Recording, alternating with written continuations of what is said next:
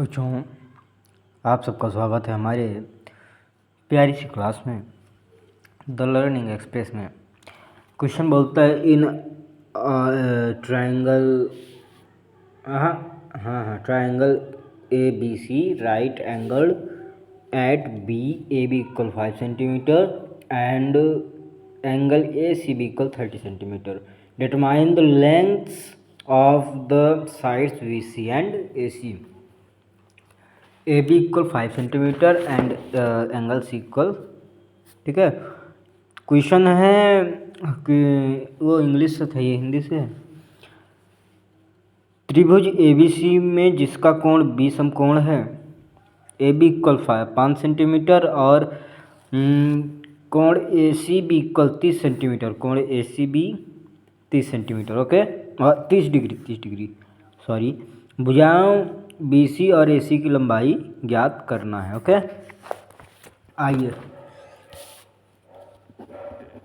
Solution. Win that हम जानते हैं कि A B equal 5 centimetre and और A C B angle A C B equal 30 degree. इतना हमें पता है। ये बताओ बच्चों, ये तो परपेंडिकुलर है, ये हाइपोटेनस है एंड ये बेस है। इसमें बताओ परपेंडिकुलर हमें तो पता है। जो चीज़ पता है तो उसके हिसाब से हमें कोई एक को निकालना पड़ेगा। कोई एक चीज़ को हम निकालेंगे तो हमारी ऑलरेडी तीसरी भुजा प्राप्त हो जाएगी। चाहे हम हाइपोटेनस निकाल लें चाहे बेस निकाल लें, हमें परपेंडिकुलर पता है। तो कैसे निकालेंगे, आओ बताते हैं कैसे निकालेंगे। हमने पढ़ा था रेशियोज़ के बारे में, आप जानते होंगे रेशियोज़ के बारे में। जिस चीज़ में परपेंडिकुलर प्राप्त होगा उसी का रेशियो हम यहाँ पे पुट कर देंगे। जैसे हम दो रेशियोज़ को यहाँ पे पुट कर सकते हैं। कौन कौन से? tan को हम रख सकते हैं एंड साइन को रख सकते हैं। tan एंड साइन को क्यों रख सकते हैं? क्योंकि tan इक्वल होता है perpendicular upon base and sine होता है, साइन क्या होता है? Perpendicular upon hypotenuse. या तो हम इसको रख दें तो निकल आएगा, या तो इसको रख दें तो निकल आएगा, ठीक है। या तो हम tan रख लें या साइन रख लें, हमारा एक भुजा निकलेगी, दूसरी भुजा हम निकाल लेंगे, ठीक है। चलिए एक बार tan से निकालते हैं, एक बार साइन से निकालते हैं, ठीक है। एक बार tan से निकालते हैं। tan से क्या है? tan यहाँ पे दिया है 30 डिग्री, एक्यूट एंगल तो 30 डिग्री होगा ना। इक्वल रख लेते हैं इधर। tan थीटा इक्वल कितना होता है? Perpendicular upon base.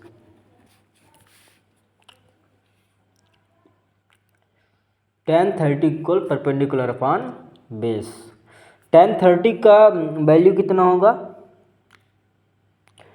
tan 30 की वैल्यू होगी 1√3 equal p upon B. And p equal क्या था? p इक्वल ए बी है, ठीक है ना। Perpendicular equal A B and A B equal 5 centimetre, okay. तो इधर हो जाएगा 1/√3 इक्वल 5 अपॉन बी, क्योंकि हमें परपेंडिकुलर पता है, परपेंडिकुलर है अपना 5, ओके। अब हमें बेस निकालना है।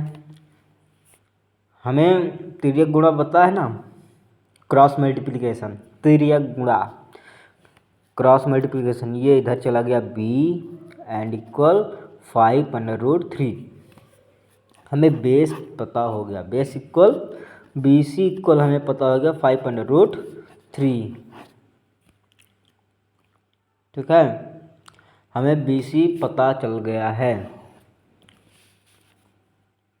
अब बताइए हाइपोटेनस निकालने के लिए या तो हम कॉस का लगा सकते हैं या तो साइन का लगा सकते हैं। किसका लगाएं?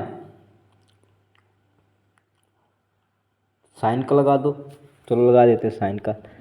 साइन इक्वल होता है पी अपॉन हाइपोटेनस होता है। एंड हमें 30 डिग्री का ही देखना है। क्यों? क्योंकि एक्यूट एंगल इज 30। ये चीज़ जो 5 सेंटीमीटर दी है, यदि आप कॉस लगा दोगे तो गलत हो जाएगा। साइन आप लगा सकते हो और 10 लगा सकते हो।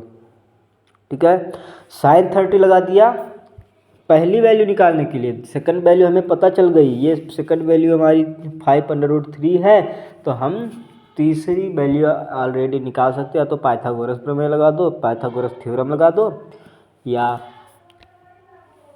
नॉर्मली सी रेशियो वाली कंडीशन ला लो। रेशियो वाली कंडीशन लाने से ये होता है कि हम अभी रेशियो पढ़ के आए हैं। ठीक है, रेशियो का चल रहा है ये भी syllabus.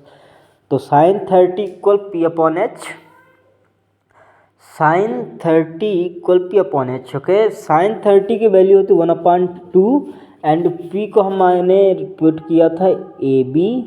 Okay, and upon A C hypotenuse. Okay, and 1/2 A B equal है 5 एंड ए सी हमें फाइंड करना है। ए सी चला जाएगा अप एंड 5/2 हो जाएगा, यानी ए सी इक्वल हो जाएगा 10 सेंटीमीटर। ओके, ये भी सेंटीमीटर में है, ये हमको कितना मिला 10 सेंटीमीटर। हमें 30 तीनों वैल्यूज़ मिल गई। और हमें बताना क्या था, बी सी एंड ए सी को ही तो फाउंड करना था। Determine the lengths of the sides B C and A C, हमें तो यही तो निकालना था। हमने बोला था साइन से एक, इसको देखो कॉस से निकालते कॉस, लेकिन कॉस लगाएंगे, लगा दो कॉस लगा दो। Cos 30 equal base upon, cos 30 equal base upon hypotenuse. देखिए उत्तर सेम ही आएगा, हाइपोटेनस इक्वल 10 ही सेंटीमीटर आएगा। इसको भी देखिए, कॉस 30 की वैल्यू कितनी है? कॉस 30 की वैल्यू √3/2 इक्वल बेस अपना था B C and hypotenuse A C. हमें ए सी निकालना है, बी सी हमें पता है। बी सी कितना है भाई? √3/2 इक्वल बी सी है 5/3 एंड ए सी हमें फाइंड करना है। अब हम त्रियक गुणा करेंगे, क्रॉस मल्टीप्लिकेशन, ए सी इक्वल 5/3 इंटू 2। ओके, ए सी में √3 बचा है ना, एंड ए सी इक्वल हो जाएगा 5/3 इंटू 2 अपॉन √3 हो जाएगा, जिसमें से √3 डिवाइड हो जाएंगे, दोनों कट जाएंगे, बचेगा 5 इंटू 2। ए सी इक्वल हो जाएगा 10। ठीक है, ए सी इक्वल हो जाएगा 10। अच्छा, हमने कॉस से भी निकाल दिया, साइन से भी निकाल दिया, 10 से निकालना है। इस फर्स्ट कंडीशन को हमने 10 से निकाला, फर्स्ट कंडीशन को साइन से निकाल लेते हैं। लगाओ साइन को,